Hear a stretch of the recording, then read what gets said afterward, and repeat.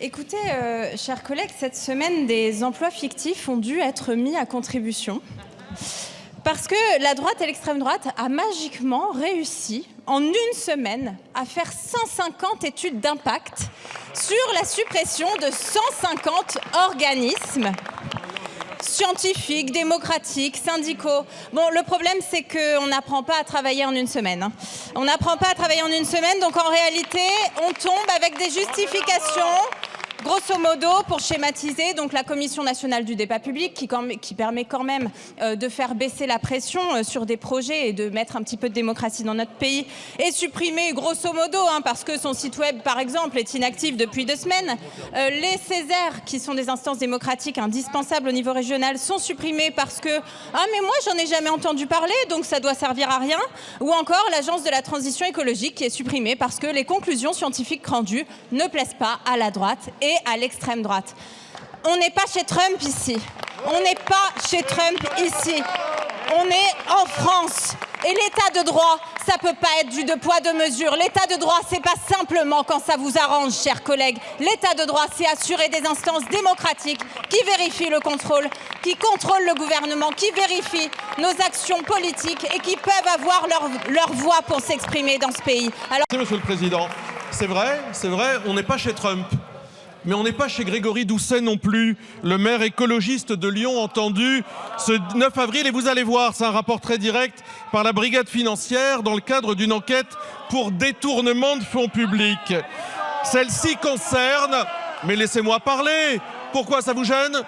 Celle-ci concerne la nature des tâches effectuées par des chargés de mission à la mairie et a été initiée après un signalement au procureur. L'instance de contrôle financier des collectivités a poursuivi ses investigations, pointant dans un rapport la communication externe de la ville de Nyon et un nombre trop important de collaborateurs politiques dans le cabinet du maire et une confusion, voire un mélange des genres avec des fonctions classiques d'agents administratifs. Les investigations portent sur une trentaine de personnes en tout, contractuels ou fonctionnaires. La masse salariale correspondante a été évaluée à 1,5 million d'euros. Je cite avec beaucoup de liberté le journal Libération, car moi, je ne suis pas pour la censure. Depuis le début de la séance, les députés du Rassemblement national alignent les prises de parole qui n'ont rien à voir avec ce qui nous occupe dans cet hémicycle. Et tout ça pour propager des contre-vérités. Dire la différence. La vérité, c'est que Marine Le Pen a été condamnée par la justice. Elle a été condamnée pour avoir repris. Elle a repris le système mis en œuvre par son père. Jean-Marie Le Pen avait une petite TPE. Merci, Madame la Présidente. Écoutez, vous ne les avez pas coupés, Monsieur le Président. Madame la Présidente, je ne les ai pas coupés parce qu'ils étaient dans la discussion sur l'article où ils utilisaient... Si, c'était... Non, c'était pas le rappel au règlement. C'était la discussion sur l'article où Monsieur Chenu est intervenu. Attendez, laissez-moi m'expliquer, je vous redonne la parole. Madame la Présidente Châtelain, est-ce que vous voulez bien m'écouter? On ne vous entend pas, Madame la Présidente. Peu m'importe, c'est pas normal. Dans ces cas-là, ne prenez plus aucun rappel au règlement. Étant, je vais gagner mes galons de bon gestionnaire parce que je supprime un organisme ou une commission. Mais franchement, si on supprime, par exemple, je prends un exemple, comité d'orientation pour la politique de la ville, 40 000 €. Excusez-moi, mais vous n'allez pas régler la situation économique de la France en supprimant un organisme qui, par ailleurs, a une connaissance très fine de ce qui se passe dans les quartiers populaires. Première absurdité. Ça, c'est vraiment une absurdité. Deuxième absurdité, c'est un argument que j'ai entendu sur les bancs de la droite et de l'extrême droite, et je prie les collègues d'y réfléchir. Ils disent « on va supprimer cette commission parce qu'on ne la connaît pas ». Mais c'est pas parce que vous la connaissez pas qu'elle est inutile, c'est juste que vous la connaissez pas. Voilà. Ça, c'est l'argument de Madame Blin à chaque fois. Et troisième chose, ça va nous faire gagner du temps. Alors ça va nous priver du plaisir d'entendre Madame Blin pendant des heures. Et c'est vrai que on va supprimer ça. Mais ça va nous éviter la surenchère démagogique jusqu'au bout de la nuit. Merci Monsieur le Président, mes chers collègues. Alors on n'est ni chez Trump ici, ni à Lyon. Et je crois que nous sommes à l'Assemblée nationale et que le débat mérite un peu mieux que toutes les caricatures et la tentative de bordélisation que nous entendons. Mes chers collègues, vous êtes quand même dans l'excès, dans la caricature et au fond dans une déformation de ce que nous faisons. Quand j'entends que c'est une atteinte à la vie démocratique, mais vous n'y croyez même pas vous-même quand vous êtes en train de le dire. Nous parlons de quoi ? Nous parlons de 30 comités sur plus de 300. Et donc, c'est pas ça qui va porter atteinte à la vie démocratique, c'est pas ça qui va régler la question des finances publiques. Personne ne l'a dit. Et vous convoquez Trump de manière un peu pavlovienne, matin, midi et soir, et pour vous dire que, ayant été à des responsabilités gouvernementales, même les administrations parfois nous demandent de supprimer des comités parce que ça demande du secrétariat, ça demande des convocations, ça prend du temps qu'ils pourraient utiliser pour faire des choses bien plus intéressantes, bien plus impactantes pour nos concitoyens.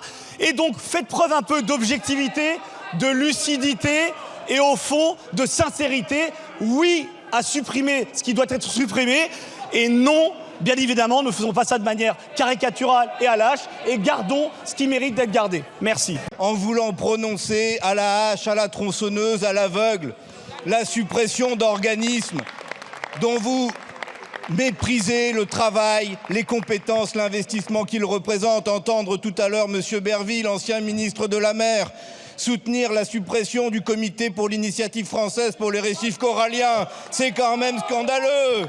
Mais bien sûr que si, vous avez dit, Monsieur Berville, que vous souhaitiez qu'on conserve cet article qui vise aussi à supprimer cela.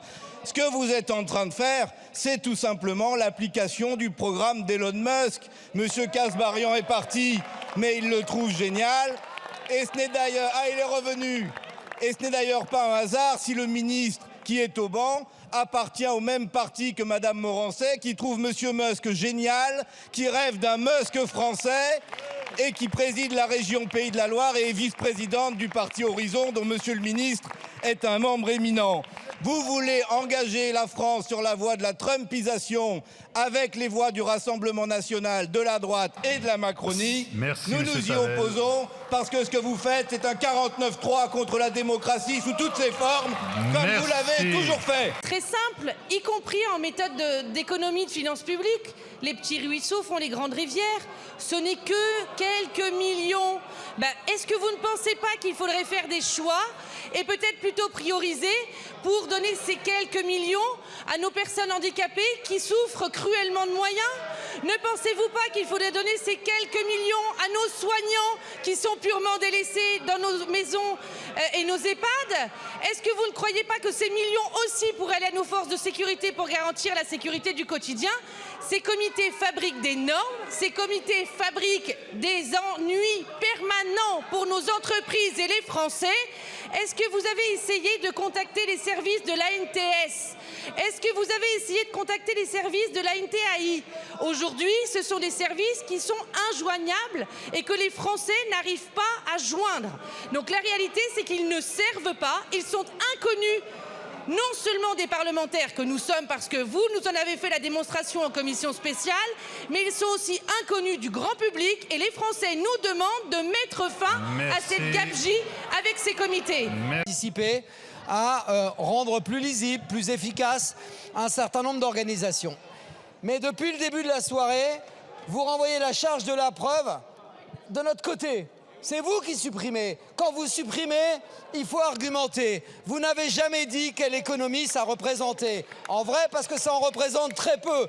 D'ailleurs, si vous voulez payer les soignants avec les économies que vous avez fait ce soir, ça sera une petite aumône que vous allez leur donner parce qu'il n'y a quand même vraiment pas grand-chose qui va changer. Et puis, vous passez votre temps à décrédibiliser sans jamais parler de la nature des missions des instances que vous supprimez. Vous ne dites pas à quoi elles servaient, qui les a créées, comment elles ont été créées, pourquoi il faudrait les supprimer et que deviendraient les missions qui sont faites. Alors si le Rassemblement national propose de réintégrer la concertation à l'intérieur des services publics, mais c'est une blague.